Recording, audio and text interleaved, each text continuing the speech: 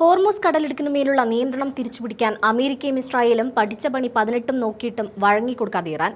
ആഗോള എണ്ണ വ്യാപാരത്തിന്റെ ജീവനാഡിയായ ഹോർമൂസിലെ ഗതാഗതം പുനഃസ്ഥാപിക്കാമെന്ന ഡൊണാൾഡ് ട്രംപിന്റെയും ബെഞ്ചമിൻ നെതന്യാഹുവിന്റെയും കണക്കുകൂട്ടലുകൾ തെറ്റിച്ചുകൊണ്ട് ലോകത്തെ ഞെട്ടിക്കുന്ന മറ്റൊരു യുദ്ധതന്ത്രം കൂടി പുറത്തെടുത്തിരിക്കുകയാണ് ഇസ്ലാമിക് റിപ്പബ്ലിക്. പേർഷ്യൻ ഗൾഫിലെ തന്ത്രപ്രധാനമായ ഹോർമൂസ് കടലിടുക്ക് നിലവിൽ ഇറാന്റെ കർശന നിരീക്ഷണത്തിലാണ്.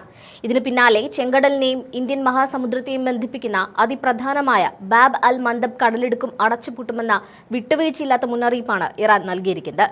ഇറാന്റെ ഔദ്യോഗിക വാർത്താ ഏജൻസിയായ തസ്നീമാണ് ഈ നിർണായക വിവരം പുറത്തുവിട്ടിരിക്കുന്നത്. തങ്ങളുടെ ദ്വീപുകൾക്കോ പരമാധികാരത്തിനോ നേരിയ സൈനിക നീക്കം ഉണ്ടായാൽ പോലും സങ്കല്പിക്കാൻ കഴിയാത്ത പ്രത്യാഘാതങ്ങൾ നേരിടേണ്ടി വരുമെന്ന് ഇറാൻ പ്രഖ്യാപിച്ചു കഴിഞ്ഞു. ഭൂമിശാസ്ത്രപരമായും സാമ്പത്തികമായും ലോകത്തെ ഏറ്റവും പ്രധാനപ്പെട്ട സമുദ്രപാതകളിൽ ഒന്നാണിത്. ചെങ്കടലിനെ ഏദൻ ഉൾക്കടലുമായി ബന്ധിപ്പിക്കുന്ന ഈ പാത വഴിയാണ് ലോകത്തെ ആകെ എണ്ണ വ്യാപാരത്തിന്റെ 12% കടന്നുപോകുന്നത്.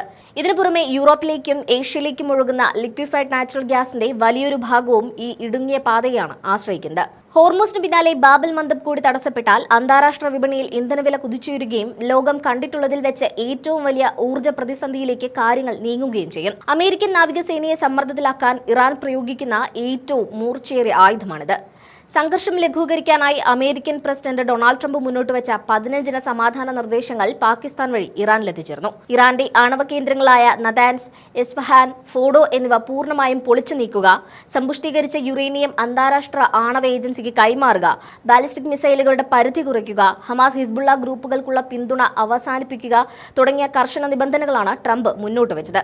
എന്നാൽ അമേരിക്കയുടെ ഈ ആജ്ഞകളെ പുച്ഛിച്ചു തള്ളിയ ഇറാൻ തിരിച്ചങ്ങോട്ട് തൊട്ടാൽ പൊള്ളുന്ന 5 നിബന്ധനകൾ വെച്ച് അമേരിക്കയെ ഞെട്ടിച്ചിട്ടുമുണ്ട്.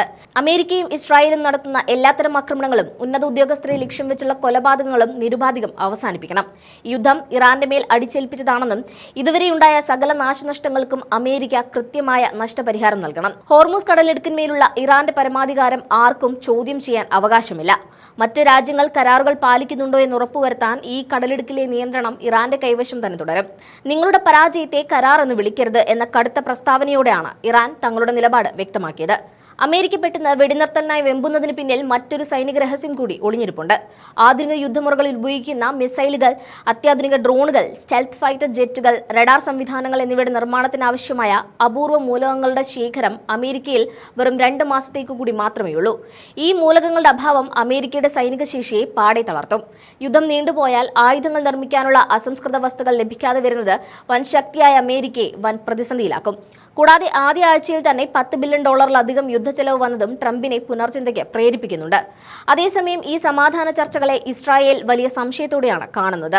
ഇറാൻ ആണവായുധ മോഹം ഉപേക്ഷിക്കുമെന്ന് ഇസ്രായേൽ വിശ്വസിക്കുന്നില്ല. ഏതെങ്കിലും തരത്തിലുള്ള കരാർ നിലവിൽ വന്നാലും ഇറാന് മേൽ എപ്പോൾ വേണമെങ്കിലും പ്രീ എംപ്റ്റീവ് സ്ട്രൈക്ക് അഥവാ മുൻകൂട്ടിയുള്ള ആക്രമണം നടത്താനുള്ള അധികാരം തങ്ങൾക്ക് വേണമെന്നാണ് ബെഞ്ചമിൻ നെതന്യാഹുവിന്റെ കടുപ്പമേറിയ നിലപാട്.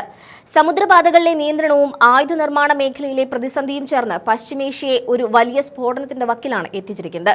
ഇറാന്റെ കരുത്തുറ്റ നീക്കങ്ങൾക്ക് മുന്നിൽ അമേരിക്കയും ഇസ്രായേലും എന്ത് നിലപാട് സ്വീകരിക്കുമെന്നാണ് ലോകം ഉറ്റുനോക്കുന്നത്.